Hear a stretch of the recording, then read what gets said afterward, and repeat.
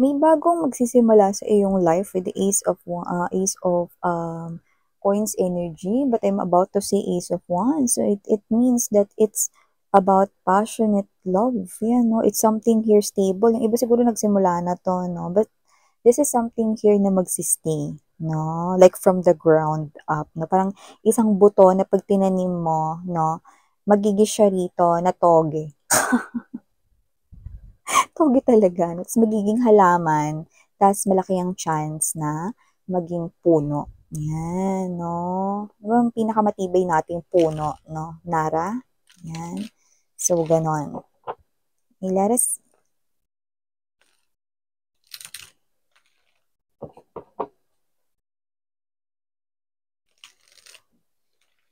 expect this to happen because, sabi ko nga sa inyo, timeless ito, pwedeng ito yung nangyari na, nangyayari ngayon, or pwedeng hindi pa mangyayari pa lang. But you need to expect this because this is something here na isa sa mga malaking pagbabago sa iyong world, sa iyong life. So you're holding here the earth sa iyong hand. So it looks like this is something here na posibleng ina-expect mo deep within your heart or subconsciously. Okay? At pwedeng hindi ka lang aware, but this is something here that will change your view about love, okay? And this might change as well a lot sa iyong world, sa iyong life. Yan. So, yung alamin natin. Ano tong passionate new beginning na ito?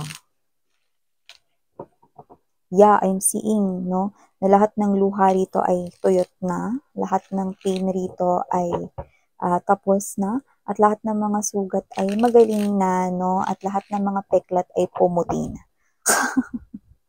So, in short, no, lahat ng mga nasugatan sa love, done na yon. Never again. Yan. So, wow.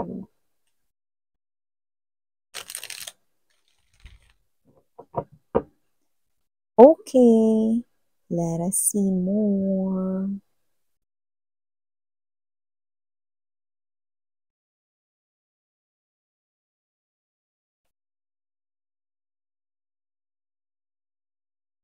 Oh. Okay. Okay.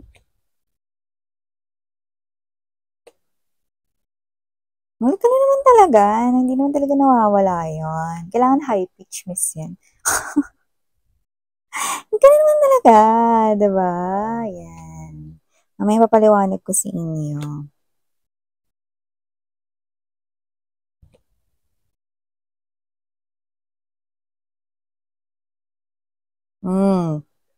Okay.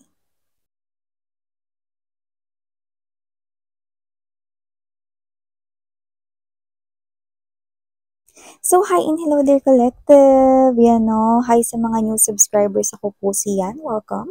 At sa mga returning viewers, thank you sa inyong walang sawang pagsuporta. And yeah, if hindi nyo pa alam na meron pa po tayong main channel, ang The High Priestess Tarot, and never ka pang nakatambay doon din, pwede kang tumambay doon. Meron din tayong daily ina-upload ng mga collective readings, anumang zodiac sign. Of course, welcome ka doon, no? And of course, meron din tayo na reading per zodiac sign. Weekly naman yun mga babes. Kaya if you want to check out the channel and you want to make tambay din there, link is down below sa description box ng reading na ite. So yun nga mga babes, wala po tayong gender, bae, lalaki, LGBT, lahat po kayo welcome.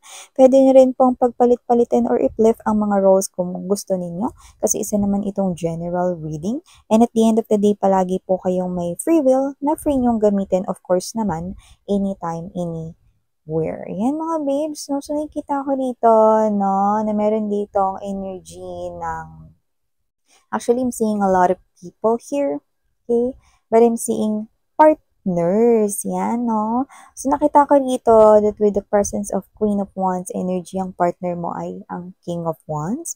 So nakita ko rito na posibleng may relasyon or connection na kayo nitong tao na to, no? Or yung iba, pwedeng mamimit mo pa lang siya. Yan, no? But this is what gonna happen sa inyong relationship. Meron ako nakikita rito, no, na posibleng magkakilala kayo through a friend at posibleng best friend niya yun. Ayan, no? So, may ganong klase ng energy, no? At kung sino man itong friend na ito, na best friend niya, no? Or close sila, lumalabas na posibleng, baliktad naman, no? Baka best friend mo yan, tapos, close naman din sila ng iyo ritong magiging person. Ulitin ko lang, yung iba sa inyo, pwedeng kayo na nitong King of Wands na yan, no? At nagkakilala kayo dahil parehas kayo ritong merong common individual that you both know. And it happens na hindi lang yun basta kakilala lang, hindi lang basta katrabaho lang, hindi lang basta kapitbahay lang, kundi talagang close kayo sa taong pumapagitna na ito sa inyo. Ang dahilan kung bakit kayo magkakakilala. Ano, ang dahilan kung bakit kayo magkakakilala, no? Ay ang dahilan rin kung bakit rito magkakaroon ng silusan. Yan mga babes, no? Kasi kung sino man itong energy na to na lumalabas na may itsura ito, no? Yan, no? Jasing Yoso. Handsome, no? Or ipon, yan, no? Pwedeng siya yung maganda. So, kung sino man tong energy na to, no? Lumalabas na posibleng may itsura yan. Kaya parang nagiging takaw rin ng atensyon, no? Siyempre, nakita ko rito, no? Na posibleng yung iba, asaran lang din naman ito, wala naman talagang batayan, no? So, parang may pa-side eye lang dito yung person mo, no, na, ay, close din pala kayo ng best friend ko. So, ni minsan ba hindi ka nakaramdam na parang nai-inlove ka sa kanya kasi tingnan mo, ang gwapo niya, oh. Ano? Or tingnan mo, ang ganda niya, no? Yan, no? May ganong klase ng energy. Ni minsan ba hindi mo siya pinagnasahan? Or ni minsan ba hindi ka nakaramdam na kinilig ka sa kanya? Yan. So, see, posible kasi mga babes na may itsura talaga tong tao na to. O kung hindi, malakas yung charm niya, ma-appeal, no? Tsaka mabait kasi siya, nakita ko rito, no? At tsaka something na may pagka-romantic rin kasi yan sa energy na yan. Yan, no? So, pwede nyo na rin lang rin baliktarin na parang, hindi ka ba nagkagusto dito sa friend ko dahil maganda siya? Yan, no? Minsan ba hindi ka rito parang kinilig nung nasa tabi mo siya? Yan, see? May jelly rito, no? So, nakikita ko rito mga babes, no, na magsisimula yan, okay, dahil lamang sa isang malayong topic. Yan, no, bigla na lang papasok yan sa eksena, no, kasi meron kayo ritong unang topic na maaaring mainit na pinag-uusapan, no, kaya mauuwi rito sa jelly or papunta na rito sa asaran, yan, no. Kung sino man tong person na to, pwedeng kayo na nga, no, with the King and the Queen of Wands, so nakita tayo ng divine counterparts, no, or yung iba pwedeng asawa nyo na nga yun, no, so posibleng may ganun pa rin kayo na asara na parang hanggang ngayon, no, pag every time siguro lalabas kayong tatlo, kung sino man tong friend na to, no, parang, minsan ko ba hindi ka nagkagusto dito? Yan, no, may ganong klase na energy. Ang gwapo-gwapo nito. Ganda-ganda nito, yan, no. So, yan, mga babes, okay? So, nakita ko dito, no, na whether kung sino man ito, no, na lumalabas dito bilang naging dahilan, no, kung bakit kayo rito nagkakilala ng person mo or magkakakilala ng person mo ay nagtataglay ng Knight of Cups energy to the Queen of Coins, yan o. Kung sino man yun, kagaya na binanggit ko kanina, mabait po siya, no? At may pagkaromantiko at loyal po siya dahil meron siyang person ritong tinitingnan, meron siya ritong person na nililigawan, or meron na siya ritong person at mahal na mahal niya yun kung sino man yun. Yan. Kaya nga sabi ko sa inyo, partners yung nakikita ko dito. So kahit na mga babes, no, itong person na to, no, is close pa kayo niyan, no, or close pa yan dun sa partner mo, baliktarin nyo na lang, no, hindi po talaga at malabo po talaga magkagusto yan sa inyo or doon sa inyong person, no, kasi meron siya ritong ibang minamahal, no. So, this is literally, kasi may energy rito na maaring divine feminine, divine masculine. Ayan, no, yung energy na tinataglay, no. So, pwedeng opposite genders, pero yung LGBTQ, of course, welcome din kayo, no. So, ito ay talagang solid na platonic lang talaga, no. So, sabi kasi ng iba, 'di ba, sinasabi ng iba, hindi daw pwede maging magkaibigan lang ang babae at lalaki. You know? So, lagi daw yun mauuwi sa magkakagustuhan sila or whatever, no? But here in this reading, yung pumapagitna sa inyo rito ay never na papagitna na paghiwalayin kayong dalawa. Yan, no? Never na magkakagusto sa iyo or never rin na magkakagusto rin sa iyong person, no? Walang ganun.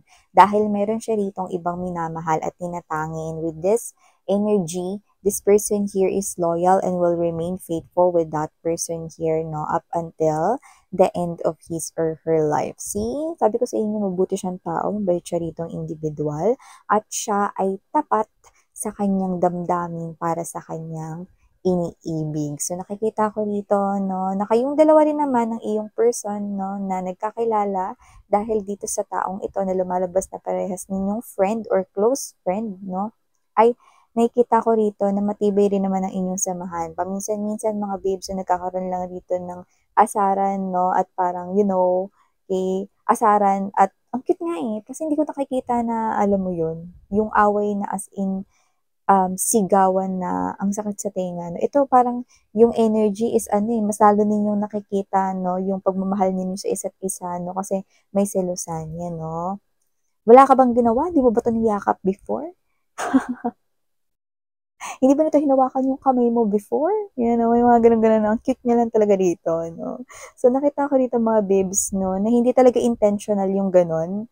Yan, no? So, nakita ko nga dito na parang may una kayo rito pinag-uusapan na ibang bagay or ibang topic. No? Tapos, dito na lang din napunta, no? Dahil, alam mo yon kayo kasing klase ng energy, ewan ko may usapan siguro kayo na 'pag nag-away kayo na dapat very, very light lang or bago maglumubog yung araw dapat okay na kayo or 'pag nag-away kayo na parang hindi niyo papalalimin 'no, parang, mababaw lang 'no, parang dadaanin niyo na lang sa biro 'no, para maging very, very light yung energy ng isang room, 'yan 'no. So nakita ko dito na kayong dalawa 'no, with the Two of Cups energy, you both love each other. So, hindi ko nakikita rito na kayong dalawa ay maghihiwalay, no, dahil lang sa iba or lalo na dito, hindi lalo dito, no, sa lumalabas na parehas ninyong close friend, no. So, nakikita ko rito na hindi ito magiging conflict with the Five of Wands energy because both of you, lahat kayo rito ay faithful, no, sa inyong mga kapareha. Yan, no? So, with the Five of Swords energy, strength card right here, and strong Six of Swords, isa lang ang ibig sabihin nun. There's consistency noon hanggang ngayon at sa mga susunod pa ninyong mga pagsasama, mga taon, no? Okay? Mananatiling magkakaibigan kayo rito ang lahat, no? So, talagang noon, kino-comfort na kayo ng taong yan, no? Talagang binibigyan lang kayo ng lakas, no? Talagang to the rescue lagi, no? Kino-comfort kayo, tinutulungan kayo na every time na meron kayong problema rito, financial man yan or advice, no? So, comfort of a friend lang talaga rito, no? So, magpapatuloy pa yan, no? Sa mga susunod rito na mga taon, no? At sa inyong life, no? So, talagang hindi nyo na maaalis sa buhay nito ang tao na to, no? Dahil yung iba, bago nyo pa nakilala yung partner ninyo, kaibigan nyo na yan. Yan, no? Yung iba nga, best friend nyo yan, no? Or kaklose ninyo. Hindi lang yan basta ibang tao, no? Yan ay kaklose ninyo, no? Or kaklose niya. Parang, friend ko yun, friend ko rin yun. Ganong klase ng energy. Okay? So, with this, Nine of Swords right here, no? Four of Swords, no? Ganun lang talaga, no? It's a healing connection of a friend, no? At nakita ko na may balance with the Justice card energy, no? Ang inyong samahan. Okay? At saka parehas ninyong nakikita yung marriage line, no? Sa inyong mga kapartner dito. So, talagang, ito yung klase ng energy na ano, no? Babasag dun sa mga sabi-sabi ng iba, no, na kapag babae at lalaki or, divine feminine or divine masculine yung energy, hindi pwede maging friend lang. So, hindi ganun yun, no? Siyempre, depende yun sa yung heart, diba? So, talagang, may mga friend tayo na nakikita lang natin as friends, Ako nga may mga friends ako na opposite gender. No? Never ko naman talaga silang, minahal. Never din naman nila ako minahal eh. Bilang isang babae, no? Bilang isang friend, yes, no? Tsaka ako, ganun din sa kanila. Never ako nagkagusto mga babes sa mga friends ko. Yan, 'no. May gano'n lang talaga 'no. Iba kasi iniisip nila 'no, na kapag ang isang babae at isang lalaki 'no, hindi puwede maging friend. Eh, laging meron yun daw mangyayari na may mabubuong love sa kanila 'no, like more than friendship. Mas hindi totoo yun, depende yun sa sitwasyon, yan. So, yan mga babes yung nakuha ko rito 'no. So, ito ay parang simple lang naman 'no, na reading pinakita natin dito. Kasi yung iba, possible na single kayo ngayon 'no, at ito yung papasukin ninyong ganitong klase ng connection 'no, na meron dito magbubuklod sa inyo na parehas kayong close, eh, dito sa isang tao na 'to 'no. So, yung iba puwedeng may nalalapit dito na okasyon, event, kasalan, gathering, birthday 'yan, or just party 'no, mga ganyan. So, maaaring makilala niyo yung taong yun 'no, sa pamamagitan ng inyong friend, close friend, or best friend. So, yeah, ito muli si Ian. Maraming salamat sa oras mo. And again, Sarang Hiyo, Love in Light. Please check out the channel if you're interested. Annyeong!